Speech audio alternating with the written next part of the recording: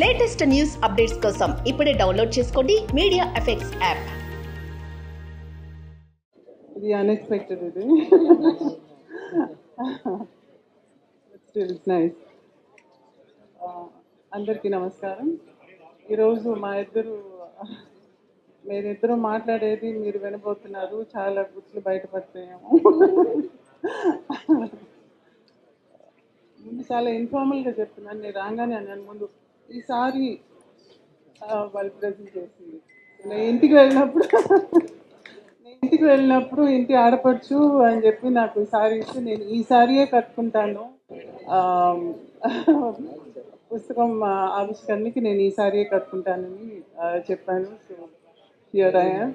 And ఇంకొక విషయం ఏంటంటే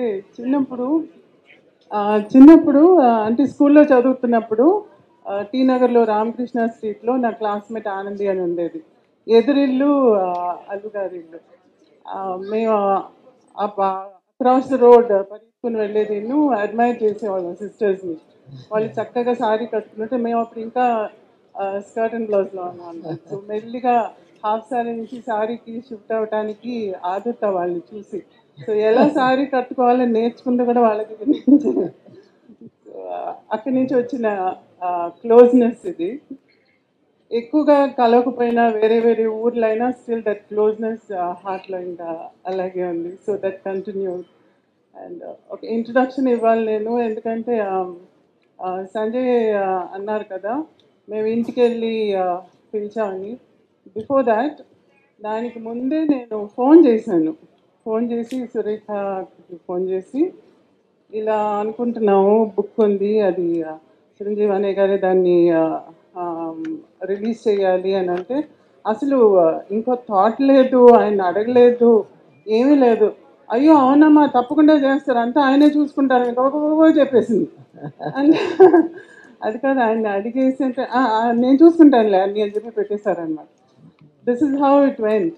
నేను ఇంటికి వెళ్ళి ఫార్మల్గా పిలవటం అదంతా తర్వాత.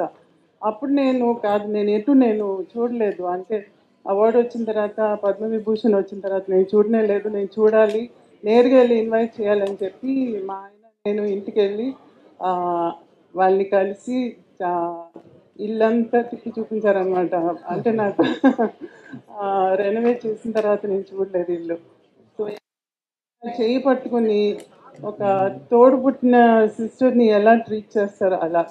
నేను చిరంజీవి గారిని అన్నయ్య అని పిలుస్తాను, ఎందుకంటే ఈరోజు ఈ ఫంక్షన్ అంతా నేనేమన్నానంటే ఇంట్లో సింపుల్గా ఈ బుక్ని రిలీజ్ చేసేసి మీడియా వస్తే చాలు, ఇంకేం వద్దు నాకు, మీ చేతులతో బుక్ ఇవ్వాలి అంతే, ఇంకేం వద్దు నాకు అని చెప్పా. ఇమీడియట్గా ఆయన ఇలా ఆలోచించి ఎవరైనా పిలవాలి, ఎంత పెద్ద ఫంక్షన్ చేయాలని ఆలోచిస్తున్నాను. నేను అలా కాదు, చిన్నదిగా చేద్దాం అంటే అలాగే చేద్దాంలే అని చెప్పేసి ఈరోజు ఇట్స్ కమ్ టు దిస్. అమ్మకు ఒక పెద్ద కొడుకుంటే ఏం చేస్తారో అది చేస్తున్నది. నేను ఎప్పుడు అనుకుంటాను తమ్ముడిని, నువ్వు ముందు పుట్టి ఉండకూడదా అని చెప్పి. బికాజ్ మేమిద్దరం కొంచెం ఇన్నసెంట్గా ఉండిపోయాం. We didn't know how to handle things. అన్నీ చాలా యంగ్ ఏజ్లో జరిగిపోయినాయి. బట్ ఈరోజు ఒక పెద్ద కొడుకుగా ఉండి అమ్మకి ఇలా చేస్తున్నారంటే I don't know what to సే.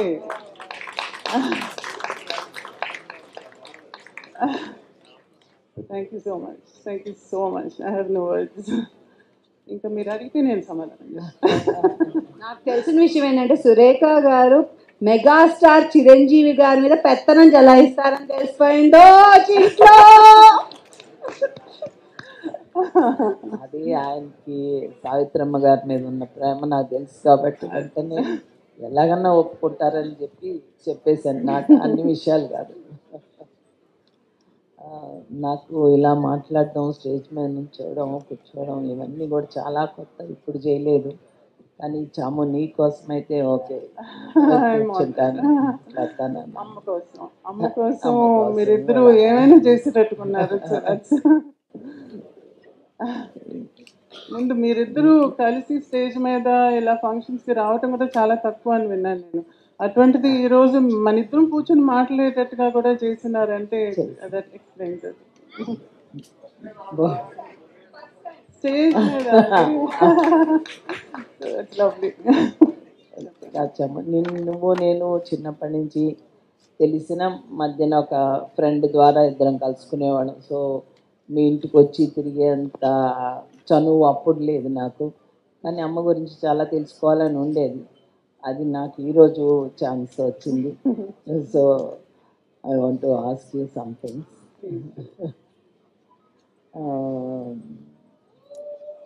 అమ్మతోటి చిన్నప్పుడు మీరు అమ్మ చాలా బిజీగా ఉండేవాళ్ళు. కాకపోయినా అమ్మ గురించి చాలా బయోపిక్స్ వచ్చినాయి, అమ్మ గురించి చాలా బుక్స్ వచ్చినాయి. కానీ మళ్ళీ మీకు ఈ బుక్ రాయాలని ఇప్పుడు రిలీజ్ చేయాలని ఎంత అనిపించింది? అమ్మ గురించి ఒక పెద్ద మూవీ కూడా రిలీజ్ అయ్యి పాపులర్ అయింది, మహానటి అని. ఈరోజు చిన్నపిల్లల దగ్గర నుంచి అమ్మ గురించి అంత అఫెక్షనేట్గా మాట్లాడుతున్నారంటే ఇట్స్ బికాస్ ఆఫ్ మహానటి. మహానటిలో అమ్మ చిన్నతనం, తను చేసిన సేవలు, తన ఒక కంప్లీషన్ లాగా తీసినారు, from the beginning to the end లాగా తీశారు. కానీ యాక్చువల్గా మీరందరూ మహానటి అని చెప్పి ఆ పేరు పెట్టింది ఎందుకని? బికాజ్ ఆఫ్ హర్ యాక్టింగ్ ప్రవర్స్ కదా. అందుకని నాకు అనిపించింది అమ్మ ఫిల్మోగ్రఫీ లాగా ఒక బుక్ ఉండాలి, వేర్ తను చేసిన ఇంపార్టెంట్ ఫిల్మ్స్ అన్నీ ఒక రికార్డ్ లాగా ఉండాలి ఒక బుక్లో. అదైతే పర్మనెంట్గా ఉంటుంది. దాన్ని చదివితే ఒక్కొక్క ఫిలింలోనూ ఆ క్యారెక్టర్కి ఉండే ఇంపార్టెన్స్ ఏంటి, ఎందుకని మహానటి అయింది అనేది ఎక్స్ప్లెయిన్ చేసేటట్టుగా ఉండాలి. అండ్ ఊరికే చదవటం అందరు చదవటం, ఈరోజు మనకి విజువల్స్ కావాలి. అందుకని మంచి ఫోటో ఉంటే దాని పక్కన ఒక రైటప్ ఉంటే చదవటానికి ఇంట్రెస్టింగ్గా ఉంటుంది. దానికి the best person is Sanjay. ఎందుకంటే తన దగ్గర అన్ని ఫోటోగ్రాఫ్స్ అన్నీ ఉన్నాయి, తన దగ్గర చిన్నప్పటి నుంచి కలెక్ట్ చేసింది. సో నేను తన దగ్గరికి వెళ్ళి నాకు ఫోటో ఉండాలి, పక్కన మూవీ గురించి రైటప్ ఉండాలి, అలా నాకు ఒక బుక్ కావాలి. సో జనరేషన్స్కి, మా ఫ్యామిలీకి కానివ్వండి, లేకపోతే మీ అందరికీ కానివ్వండి, మీ ఫ్యామిలీస్కి కానివ్వండి, జనరేషన్కి ఒక రికార్డ్ లాగా ఉండాలి అమ్మ గురించి అని చెప్పి నేను ఆ బుక్ని రెడీ చేయాలనుకున్నాను. దిస్ ఇస్ నాట్ అబౌట్ చిన్నప్పుడు దాని గురించి ఎలా ఉన్నారు, పెళ్ళి గురించి, పిల్లల గురించి, తర్వాత ఏమైంది, ఇదంతా కాదు. దట్ బుక్ ఇస్ ప్యూర్లీ తన యాక్టింగ్ గురించి, మహానటిగా తన యాక్టింగ్ గురించి మాత్రమే ఆ బుక్లో ఉంటుంది.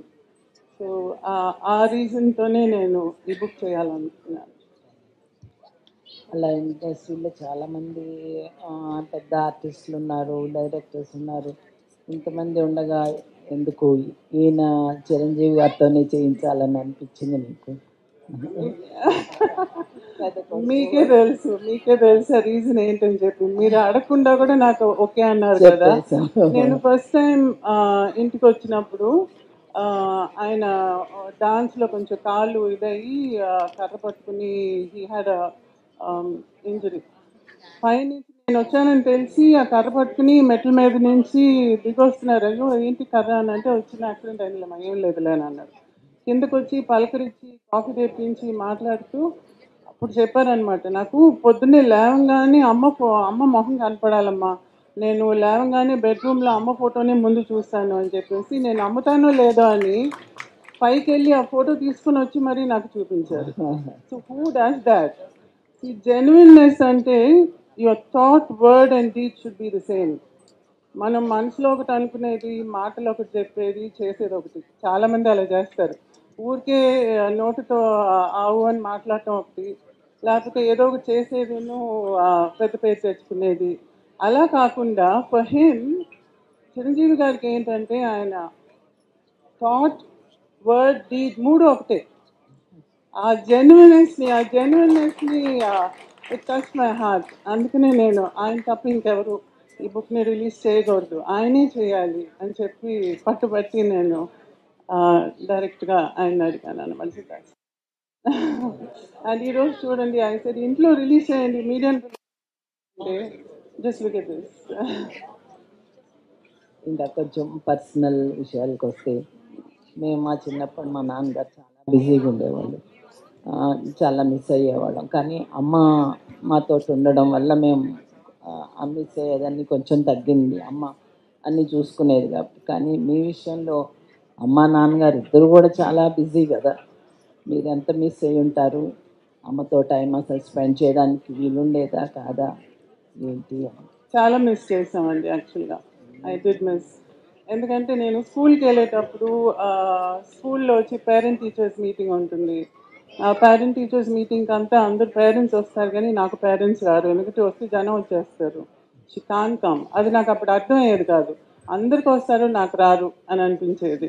తర్వాత ఎవరైనా ఇంటికి వెళ్తే ఆ, అమ్మ వచ్చి తలదువి జడలేయటం ఇవన్నీ చూస్తున్నప్పుడు నాకు అమ్మ నాకు జడేయట్లేదు రోజు నాకు స్కూల్కి వెళ్ళేటప్పుడు అని అనుకునేదాన్ని. అమ్మమ్మ చేసేది. నేను స్కూల్ నుంచి ఇంటికి వచ్చినప్పుడు నాకు టిఫిన్ పెట్టడం కానీ అవన్నీ మా అమ్మ ఉండేది కాదు.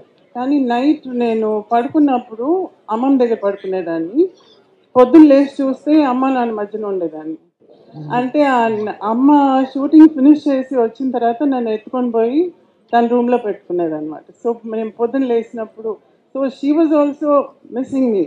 అవన్నీ నాకు అప్పుడు తెలియదు కానీ తర్వాత వెన్ యూ గ్రో అప్ ఇవన్నీ థింక్ చేసినప్పుడు ఎంత she was trying to work for us. మా కోసంగా అంత చేసింది, మా కోసంగా అంత ఆస్తులు కూడా చేసింది. అంటే ఆస్తి చెయ్యాలని యాక్టింగ్ కాదు, తన యాక్టింగ్ వల్ల ఆస్తులు ఏర్పడింది. సో అలా చేసి బయట వాళ్ళకి ఇవ్వగా కూడా again she was able to keep lot మాకు కూడా పెట్టడానికి they was enough. And time అంటారా, క్వాలిటీ టైం. రోజు అందరిలాగా నాకు రోజు స్నానం చేయించడం, స్కూల్కి తీసుకెళ్ళటం, దింపటం, అన్నం దగ్గర కూర్చోవటం లాంటి చేసేది కాదు. కానీ సండే అయితే ఇంతకు ముందు సఫాయి థియేటర్లో కార్టూన్స్ వేసేవాళ్ళు. So we have a connection they. Cartoons అంటే ఇష్టం నాకు. సో అక్కడ ఈ Tom and Jerry, rich rich, dot ఇట్లాంటివన్నీ వచ్చేది. చాలా ఫెయిరీ టైల్స్ అంతా వేసేవాళ్ళు. ఎవ్రీ సండే ఉండేది. దానికి పనిమాల నన్ను సండే, అది అంటే ఎవ్రీ సండే కాదు, maybe once or twice in a month ఉండేది. దానికి పనిమాల అమ్మ నాన్న దానికి తీసుకెళ్ళేవాళ్ళు. So I use to go with them to watch that movie. And బీచ్కి వెళ్ళాలంటే చీకటి పడిన తర్వాత అప్పుడు వెళ్ళేవాళ్ళం. ఎందుకంటే డే టైంలో అయితే జనం వస్తారని పిక్నిక్ లాగా అన్నీ కట్టుకునేది, భోజనం అదంతా. స్పెషల్ మూడినప్పుడు, ఫుల్ మూడినప్పుడు ఒక చాప వేసి ఇసుక మీద we use to go and have food there. And అమ్మ దెయ్యం లాగంతా వచ్చి గలాట చేసేది మమ్మల్ని. సముద్రం దగ్గరికి వెళ్ళేటప్పుడు అదిగో అదిగో ఏదో వస్తుంది అనేది, కొబ్బరికాయ తోలుకుని వస్తుంది, ఏదో తలకాయ వస్తుంది అనేది. సో ఇలా చాలా చిలిపి శాస్త్రం చేసేదన్నమాట. So all that is still in my mind. And తిరుపతికి అప్పుడప్పుడు నడిచి వెళ్ళేది. కారులో వెళ్ళేటప్పుడు మధ్యలో కారు ఆపి కారు మీద ఎక్కి చింతకాయలు కోసేవాళ్ళం. చింత చిగురు అంటే చాలా ఇష్టం. సో అవి కూడా ఆపి కోసేది. తర్వాత వెళ్ళేటప్పుడు ఎక్కడైనా కారులో వెళ్ళేటప్పుడు వేరుశనగకాయలు అవన్నీ పండే ప్లేసు, చెరుకు అంతా ఉంటే అక్కడ ఆపి అవి పీకేది. అక్కడికి వెళ్ళి అక్కడ తోట మనిషి ఎవరో వస్తుంటే కూడా అమ్మ వచ్చి దాంకుని వచ్చేసేది. తర్వాత అమ్మని తెలిసిన అమ్మ అడిగితేనే ఇచ్చుంటాం కదా, నువ్వు ఎందుకు అలా తీయటం అంటే దానిలో రుచి లేదు అని. సో అట్లా ఈ చిలిపి పనులన్నీ నాకు బాగా జ్ఞాపకం. సో అవి కదా మనకి ఎక్కువగా జ్ఞాపకం ఉండేది. సో డజంట్ మ్యాటర్, నాకు తల దూకపోతే పర్లేదు, మీటింగ్కి రాకపోతే పర్లేదు. Now I cherish all those memories. అమ్మ మంచి కుక్ అని కూడా విన్నాము. మీకు ఇష్టమైనవి అన్నీ చేసి పెట్టేవాళ్ళ, మీరు ఎంజాయ్ చేసేవాళ్ళ? మంచి కుక్ వచ్చి మా అమ్మమ్మ బాగా వంట చేసేది. అమ్మకి ఇంత పెద్ద క్యారీర్కి వండి పంపించేవాళ్ళు స్టూడియోలో. అందరూ చుట్టూ కూర్చుని అది ఆనందించేవాళ్ళు అనమాట. అందరు కలిసి ఈరోజు నువ్వేం తెచ్చావు అంటే నువ్వేం తెచ్చావు అని. అందులో స్పెషల్గా మా తమ్ముడికి నచ్చి చేసిన కూర వచ్చి కోడిగుడ్డు ఆమ్లెట్ కూర. కోడిగుడ్డు స్టీమ్లో ఆమ్లెట్ లాగా వేసి దాన్ని కూరలో వేసి చేసేది. అది తమ్ముడికి చాలా ఇష్టం. నాకు వచ్చి చికెన్ని ఈరోజు కేఎఫ్సి అంటారు కదా, అది అప్పుడే అమ్మ చేసేది. దాన్ని బ్రెడ్ క్రమ్స్లో ముంచి ఫ్రై చేసి ఇచ్చేది. సో ఇట్లా 1 or 2 డిషెస్ బాగా చేసేది. సో అవి జ్ఞాపకం ఉన్నాయి. మా నాన్నగారు మా డ్రెస్సింగ్ విషయంలో చాలా స్ట్రిక్ట్గా ఉండేవాళ్ళు. మాకు చిన్నపిల్లలం కదా ఏదన్నా మోడర్న్గా వేసుకోవాలని ఆయన చాలా అనిపించేది. కానీ నాన్నగారు అది ఏం ఒప్పుకునేవాళ్ళు కాదు. అది అది అడుగుదాం అనుకున్నాం. చాలా ట్రెడిషనల్గానే డ్రెస్ అవ్వాలి అలా చాలా స్ట్రిక్ట్గా ఉండేవాళ్ళు అప్పుడు. అప్పుడు అయ్యో అనిపించేది, కానీ తర్వాత ఫోన్లే మంచి పని చేశారని అనిపించింది. అట్లా అమ్మ ఎలా ఉండేవాళ్ళు మీతోటి, మీ డ్రెస్సింగ్ గురించి వాటి చాలా గురించి? స్ట్రిక్ట్ అండి అమ్మ. ఓ, నేను ఒకసారి మూవీ షర్మిలి మూవీ ఉంది కదా, షర్మిలి అని రాఖీ యాక్ట్ చేసి అందంగా ఉంటుంది అందులో. రాఖీ అందులో జంప్ సూట్ వేసుకుంటుంది. ఆ జంప్ సూట్ చూసి నేను అమ్మ నాకు జంప్ సూట్ కావాలని చెప్పాను. అంటే చేయించలా. ఏంటంటే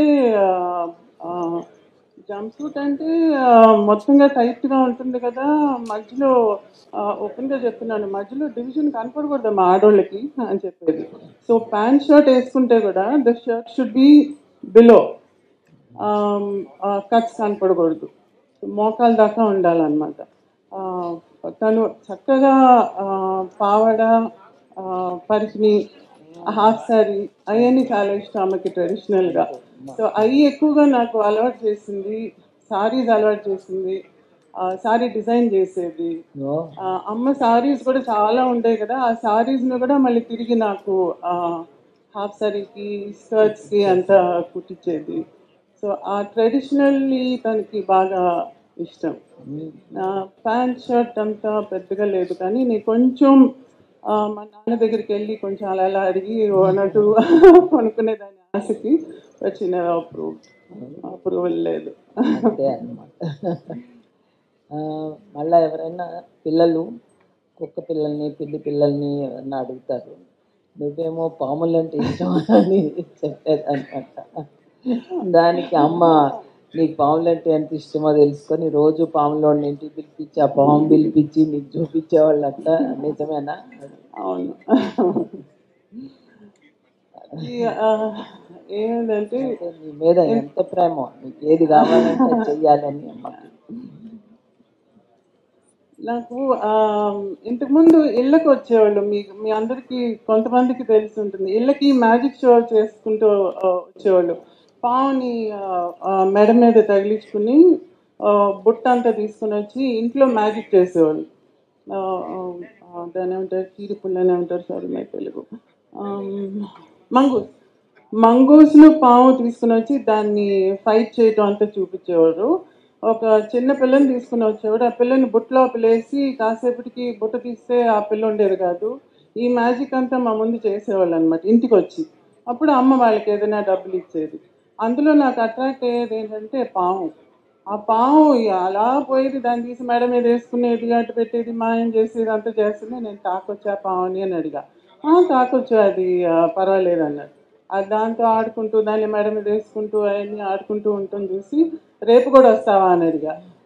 అలా ఊరుకూరికి వాళ్ళని పిలుస్తుంటే అమ్ముండి సరే నువ్వు వారానికి ఒకసారి వీకెండ్లో వచ్చి కాసేపు మ్యాజిక్ చేసి పాపకి ఆడి చేసేళ్ళు అని చెప్పి అన్నారు అనమాట. సో అలా పాముతో ఆగలేదు. మేము కొడైకెనాల్కి వెళ్ళినప్పుడు అక్కడ పుదుకోట రాజా అని ఉన్నారు. ఆయన వేటకి వెళ్ళి పులినంత వేటాడి వచ్చినప్పుడు ఒక పులి పిల్లలు ఒక 4-5 ఉన్నాయి ఇంటికి తీసుకెళ్ళి పులి పిల్లలు చూస్తావా అని చెప్పి అమ్మని నన్ను తీసుకెళ్ళి చూపిస్తే అందులో 2 పిల్లల్ని తీసుకుని మేము చెన్నైకి వచ్చేసాం, ఇంట్లో పెంచుకుంటామని చెప్పి. ఒక 2 వీక్స్ ఉండింది మా దగ్గర, మేము బాగా ఆడుకున్నాం పులి పిల్లలతో. దాని తర్వాత నాన్న షూటింగ్ నుంచి తిరిగి వచ్చి తిరిగి పంపించేశారు. అయ్యో అలాగే ఉంటాయి అనుకుంటున్నారా, పెద్దవి అవుతాయి కాదు, మేము పెంచి దాన్ని పెట్ చేసి డాగిలాగా చేసేస్తామంటే నథింగ్ డూయింగ్ అని పంపించేసి నేను ఫోన్ చేయకుండా ఒక వారం ఉంది. సో అలా తర్వాత యానిమల్స్ అంటే చాలా ఇష్టం అమ్మకి. కుందేలు ఉండేది ఇంట్లో, నెమలు ఉండేది, అండ్ దెన్ చాలా యానిమల్స్ ఉండేవి. కుక్కలు అయితే అసలు లెక్కేలేదు, పిల్లులు లెక్కేలేదు, పక్షులు ఉండేవి, ఫిష్ ఉండేది, ఫిష్ పాండ్స్ అవన్నీ ఉండేవి, చిన్న జూ ఉండేది ఇంట్లో.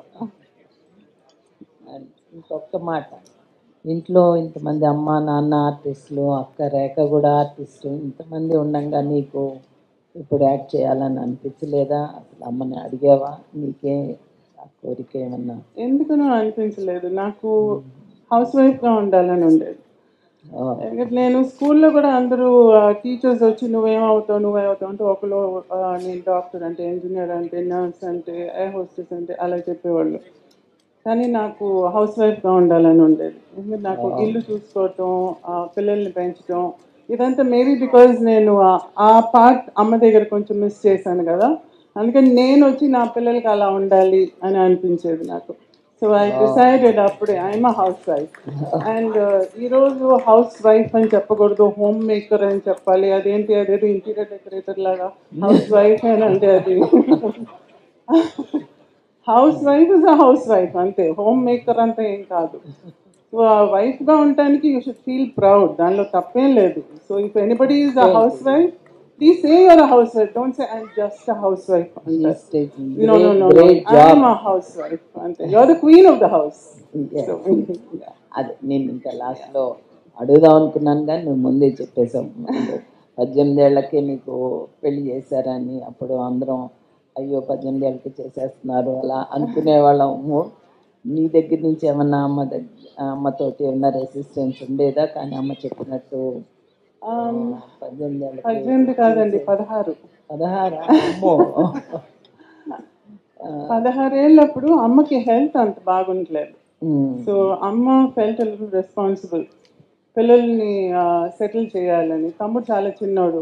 సో నన్ను ముందు సెటిల్ చేస్తే ఆటోమేటిక్గా తమ్ముడిని కూడా చూసుకుంటాను అని చెప్పి మా మామయ్య కొడుకు అంటే మాకు అత్త కొడుకు వీఆర్ థర్డ్ కజిన్స్ అనమాట. మా ఆయన గోవిందరావు. సో ఆయనకి ఇచ్చి నన్ను పెళ్లి చేసుకుంటే ఆయన నన్ను చక్కగా చూసుకుంటారు, ఫ్యామిలీలో ఉండే ఆయన అని తొందరగా పెళ్లి చేసింది. I like him. I mean ఆయన చాలా ప్రొటెక్టివ్గా ఉండేవారు, వస్తూ పోతూ ఉండేవారు. నేనంటే చాలా ప్రొటెక్టివ్గా ఉండేవారు.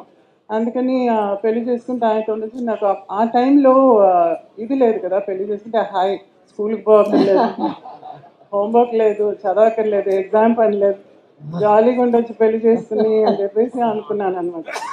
కానీ పెళ్లి చేసుకుని పిల్లలు కానీ took care of the child.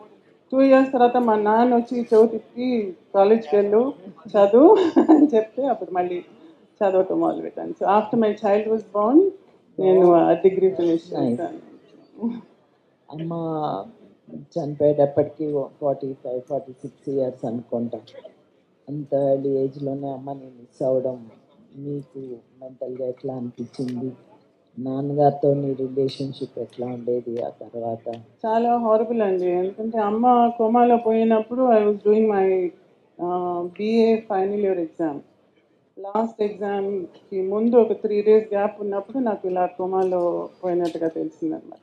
So ఆ టైంలో నేను వెళ్ళి అమ్మని చూసి తిరిగి వచ్చి దాని తర్వాత 19 months going to the hospital and coming, అది వెళ్తూ వస్తూ అమ్మని చూడటం, అది అది I don't even want to think about it. అది అసలు తుడిపేద్దాం. సో దాని తర్వాత కానీ తమ్ముని చూసుకోవటం, అది నాన్న టుక్ అప్ ద రెస్పాన్సిబిలిటీ. నాన్న తమ్ముడిని చూసుకుని తన్ని ఇంజనీర్ చేసి పైకి తీసుకొచ్చారు. So that way I was happy. నేను ఇంటికి వెళ్తూ వస్తూ ఉండేదాన్ని, తమ్ముడు వస్తూ ఉండేవాడు. ఈరోజు తమ్ముడు బాగా సెటిల్ అయ్యి యుఎస్లో శానోజేలో ఉన్నాడు. నేను హ్యాపీగా సెటిల్ అయి ఉన్నాను. అండ్ అదర్ థింగ్, చాలామంది ఏమనుకుంటారంటే ఆవిడ అన్నీ పోగొట్టేసింది, ఏం లేదు, పిల్లల్ని ఏం లేకుండా చేసింది అని అంటుంది. నో నో నో, అదంతా నిజం కాదు. ఎందుకంటే అమ్మ దగ్గర ఇంత ఉండేది కాబట్టి she was able to give this much, but still this much is there for us. So తను సంపాదించిన దానిలో పోగొట్టింది, ఏమార్చి తీసుకున్న వాళ్ళు అంత పోగా కూడా still there is enough to keep both of us happy. So ఇది అమ్మకి కళల మీద ఉన్న ప్రేమ వల్ల మేమందరం ఈరోజు చాలా బాగున్నాం. ఈరోజు మీ ముందు ఇలా నేను కూర్చున్నానంటే అది because of her. So I'm always thankful to her. మీ పిల్లలకి ఎవరికి కూడా ఆర్టిస్ట్ అవ్వాలని కోరిక లేదు? ఆయన అడిగారండి ఒకసారి మా బాబుని చూసి రెండోవాడిని, మీకు ఏమైనా ఐడియా ఉందా సినిమాలకి అని చెప్పి మా రెండోవాడిని చూసి అడిగాడు, అభినయ్ని.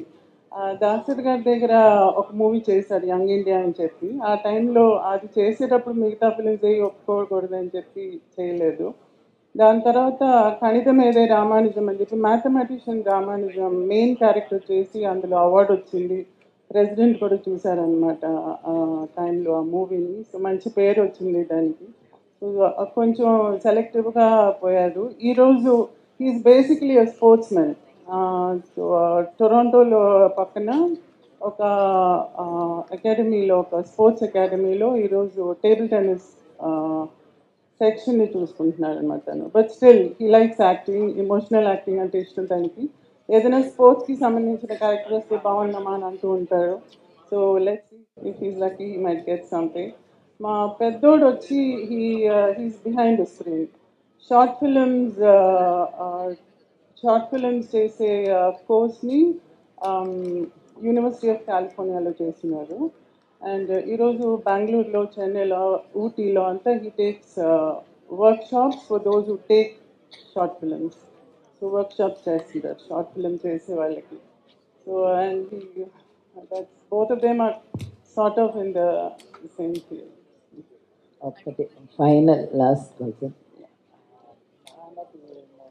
మహానటి మూవీ చూసారు కదా, నీకు అందులో అన్నీ కరెక్ట్గా ఉన్నాయి అని అనిపించిందా? ఇంకేమన్నా చూపించుండాల్సిందని అనిపించిందా? ఎట్లా అనిపించింది? మహానటి మూవీలో చాలా కాంట్రవర్సీగా వచ్చినాయి బయట నుంచి. బట్ నాకేంటంటే దానిలో నాకు అప్సెట్టింగ్గా నాకేం కనిపించలేదు. The whole thing was true. ఎందుకంటే ప్రతిదీ నన్ను అడిగే చేశారు అందులో. కొంచెం ఎక్స్ట్రాగా చూపించింది వచ్చి సినిమాటిక్గా, డ్రమాటిక్గా చూపించాల్సి వచ్చిన దానివల్ల చూపించడమే కానీ అదర్వైజ్ దానిలో చూపించిన ఫ్యాక్ట్స్ అన్నీ true. And I was very touch to hear one of the ఇంటర్వ్యూస్లో మీరు వచ్చి మహానటి టైంలో అడిగినప్పుడు మీరు అడిగిన మొదటి ప్రశ్న వచ్చి చాముండేశ్వరి గారిని అడిగారా అని అడిగారు. See, that is what I meant. Why should he bother about what I feel కదా?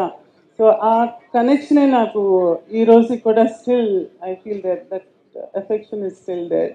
So I'm happy about Mahanati అండి. Thank you Chama. Thank you. It was so nice talking to you in the open. And నా కోసంగా first time stage మీదకి వచ్చి మాట్లాడింది చాలా thanks అక్క, చాలా థ్యాంక్స్.